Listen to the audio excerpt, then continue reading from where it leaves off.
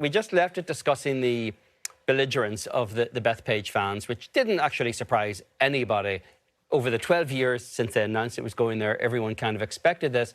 It happens every event at Bethpage. It's happened to the PGA. It's happened to 2 US Opens.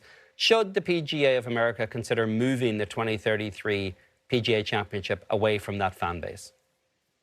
I do think they should consider it. I don't think they will actually make the maneuver to move it away. I think we've seen this, like you said, this was not just some hyped up adversarial match play competition. I remember in 2019 when they issue reminders to ticket holders and post warnings, not just the warning of sign on the golf course, warnings that, hey, to paraphrase, if you're an idiot and you're shouting, we're going to throw you out. They had to post that in the middle of a regular tournament that doesn't have an adversarial bent to it, like the Ryder Cup. I think it should be considered. The sad thing is, Bethpage really is this American treasure. It should be held in high regard, this true municipal restoration project that the USGA initiated the turn of the century. It is one of the most important venues in America, but it seems incapable of hosting a big-time event with any sort of civility. And this is not a pearl-clutching moment. This is just something that's toxic and beyond the pale.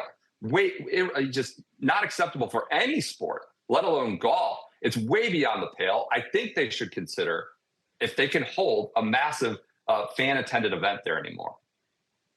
Rex, how does the pendulum start to swing the other direction then with fan interaction in the Ryder Cup in 27 and beyond?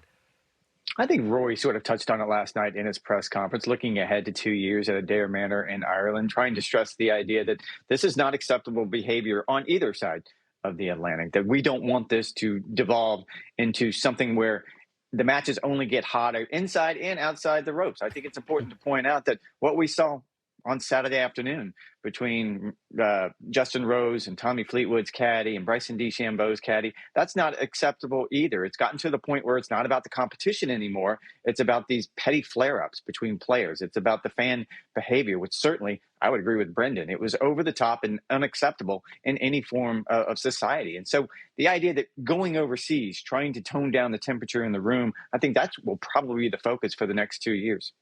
Do you think the subtext narrative all week long about the American players being paid to play in this Ryder Cup, Rex, had any kind of impact on the outcome?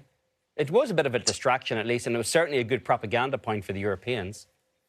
I think it's just one more item for Luke Donald to hang his hat on, and he did it brilliantly. He handled it very subtle, very nuanced way, but it was a tool in his box, and he was going to use it as a very sharp tool just to sort of poke at the Americans. It's all the little things. I'll put that right next to the shampoo and the comfy sheets in the rooms, and it's why he's such a good captain. He knew last December when the PGA of America announced that the stipend was going to be implemented, they were going to increase the amount that players got to go to charities. It was always going to be part of his plan to make a big deal about this, to make sure that the press makes a big deal about this, and that the American players have to answer all of these questions, making it that much more uncomfortable, and the fans listen to as well. Brendan, playing off what you had said earlier on golf today, and I always say this half jokingly, we do these debriefs the Monday after the Ryder Cup, the winning captain's a genius, the losing captain's an idiot, and then you have to zoom out to look at, okay, what's happened over a 4-year stretch, a 10-year stretch. If you go back 40 years, Europeans have won 14 of the last 20 Ryder Cups. They've won 9 of the last 12. Like, this isn't new by any means. It basically started in the mid-'80s. It persists today. If you could be put in charge, what do you think are the changes that the Americans have to make to level this out? No one wants that. The PGA of America, the players, nobody wants me in charge of anything other than my own house, which I'm barely in charge of. The golf course setup was a critical error this time around. The shampoo, the bed sheets, that might be a marginal preparing to win. Failing to prepare is preparing to fail. All that cliche stuff you hear from coaches. The golf course setup was an actual critical miscalculation that Keegan Bradley, by his own admission on the record, said he made his mistake. Now, we may overemphasize golf course matters, where I work at Friday. But this week, the golf course, Bethpage Black, where they have this warning sign, this is the hard beast, was easier than the easiest PGA Tour courses. It was a putting contest, and we heard that from both sides. And you mitigated your own team's strengths. A Russell Henley, a Colin Morikawa, shorter hitters who are more accurate. were mitigated. Scotty Scheffler, accuracy, ball striking. By the numbers, they were dominant from tee to green, and then got blown out on the putting surfaces, which are pretty benign. And that was a critical error by shaving the rough down. This beast of a course became among the easiest you would ever see on the PGA Tour, to the point where you had players saying it was better coming from the rough to spin control. There was no penalty for missing anything. And I think that's a critical error where the PGA of America or the U.S. Ryder Cup side has to be more dialed in ahead of time. They knew this roster a month ago. They couldn't have predicted the rain, but it could have been better suited to their team's strengths.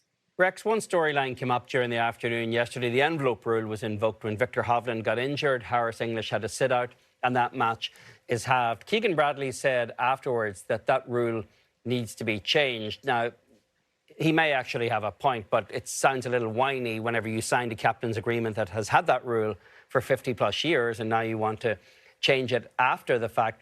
Is there a case to be made that that rule is kind of outdated at this point, or should they add a 13th man who's sitting on the bench ready to step in? I think I was most disappointed leaving that media center last night that Keegan didn't follow through and actually say what he thought might fix it, because I was really curious. How do you fix it? I mean, this is a kind of an archaic rule. It's an envelope. I don't know how many of the four of us on this roundtable actually have envelopes anymore, because no one actually sends mail. So I'm a little curious of how that works out. I will go to the idea, and I had a conversation with our colleague this morning, Brad Faxon, about it. You go to the Solheim Cup, if this similar situation comes up, full point is awarded to the team that doesn't have the player that's injured. I'm not quite sure that's the answer. That would have felt a little unfair yesterday afternoon. Victor Hovland clearly would have loved to have been able to play that match. And if it would have actually impacted the outcome of the competition, I don't think anybody would have felt comfortable with that as well. You talk about getting an alternate, maybe put that in play, but I don't know how that would work as well with someone just sitting around all week long, maybe to play on Sunday afternoon, if that was the case. So I'm not quite sure if there's an elegant or simpler solution to this. I will go back on the idea that what Luke Donald kind of doubled down on. This is the rule. This is what we've all been playing on since the 70s. It's happened a couple of times. It's benefited the U.S. team. It's benefited the European team. I know a lot of people on social media are mad about it, but they're just mad about it because they didn't know about it before Sunday. Brendan, you got a strong take on that from a competition standpoint?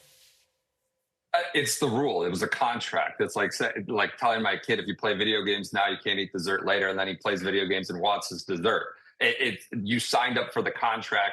I do think it's antiquated. You have a substitute or you forfeit the point. But this was the rule, and they were on the losing side, so they decided it needed to be changed. I'm sure if it came to their benefit, they would say, oh, perfect rule, no changes needed. But it did add a tinge of controversy to Sunday when it felt like it was going to be a whitewash.